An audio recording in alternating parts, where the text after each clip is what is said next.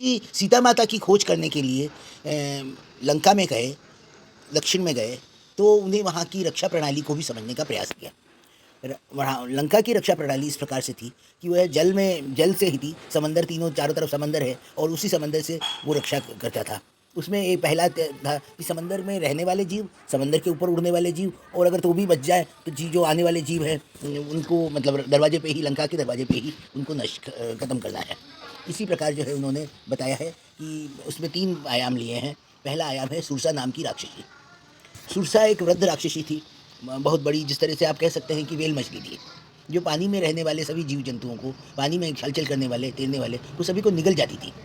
हनुमान जी ने उन्हें विनती की कि हमें मैं पवन का पुत्र हूँ और मुझे कृपया राम के कार्य से आया हूँ और आप मुझे जाने दें। वृद्ध स्त्रियों को, वृद्ध राक्षसी को उन्होंने ध्यान से देखा और गौर किया। इसके आधार पर उन्होंने मतलब उनको माता कहा और अपना परिचय दिया, परंतु फिर भी वे नहीं मानी। तो उन्होंने क्या किया कि हनुमान, जैसे ही सुरसा ने 1 योजन का उस, तो उन्होंने जो है वदन किया। तो इस प्रकार सुरसा ने 16 योजन का वदन किया, तो हनुमान जी ने 32 योजन का कर दिया। इस प्रकार सुरसा से डबल बड़ा अपने आप को दिखाया।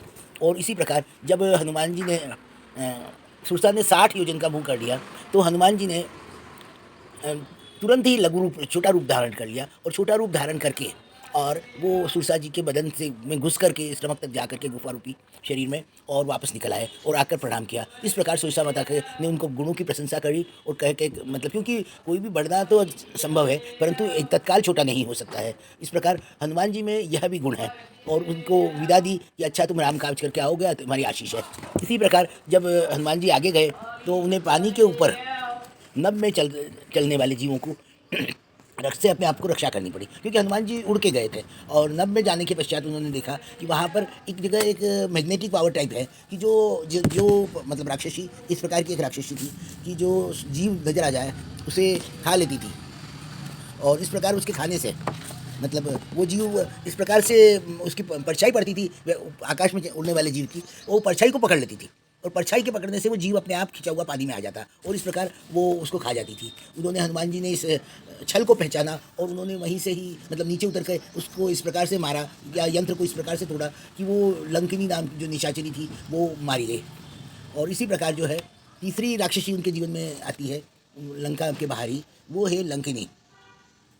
कि जो तीसरी राक्षसी है वो क्या करती है कि जब हनुमान जी दरवाजे पे आए, पृथ्वी पर आए, लंका की धरती पे आए, तो उन्होंने देखा कि नगर के दरवाजे की बहुत से राक्षसियाँ अलग अलग तरह से रक्षा कर रहे हैं। वो राक्षस जो है इनकी सभी जीव को खा जाते हैं, यहाँ तक कि गाय और मनुष्यों को भी खा जाते हैं।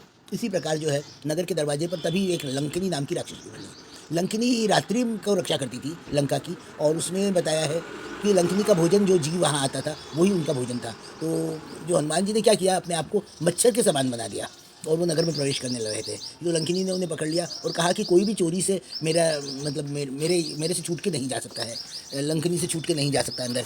और इस प्रकार लंकिनी जब जो अंदर लंकिनी ने हनुमान जी को पकड़ा, तो हनुमान जी ने लंकिनी के मुंह पर एक मुष्टि का प्रहार किया, और मुट्ठी के प्रहार से उसकी वो धरती पे गिर गई लंकिनी, और उनके मतलब लंकिनी के खून निकल आया। और इसी प्रकार वो जब उठी तो वो उसने भी कहा कि मुझे ब्रह्मा जब रावण को वर देके गया है, तो रात्रि में मतलब, तो जब मैं विकल मतलब लंकिनी जो है रात्रि में अगर किसी जीव अंदर के मारने से अगर दुखी होगी, परेशान होगी, तो उसको उस समय से लेना कि लंका का अंत, रावण की राक्षसी प्रवृत्ति का अंत आ रहा है।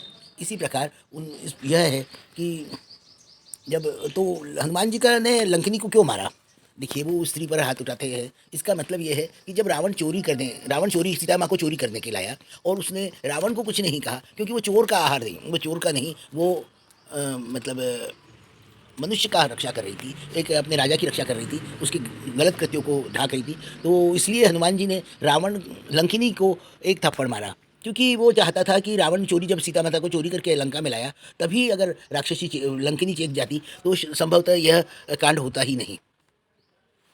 कार लंका की रक्षा प्रणाली समझ करके ही मतलब हनुमान जी आगे गए, क्योंकि आगे जाना तो आसान है कहीं भी, परंतु वापस वहाँ से मिलना, वहाँ से आना वापस कठिन होता है। इसलिए आप कहीं भी नए देश में नई जगह जाएं तो वहाँ की रक्षा प्रणाली को पहले समझें, उसकी व्यवस्थाओं को सब पहले समझें और फिर आप अपने जीवन का निर्णय लें। और अभिमन्यु चक्रव्यूह के अंदर घुस तो गया था, परंतु उसे बाहर निकलने का रास्ता ही मालूम नहीं था, इसलिए उसे चक्रव्यूह के भीतर ही मतलब कौरव सेना ने समाप्त कर दिया और मौत को गले लगाना पड़ा। इसीलिए हमें ध्यान रखना पड़ेगा कि हम अभिमन्यु नहीं बने, हम जागरूक हनुमान बने।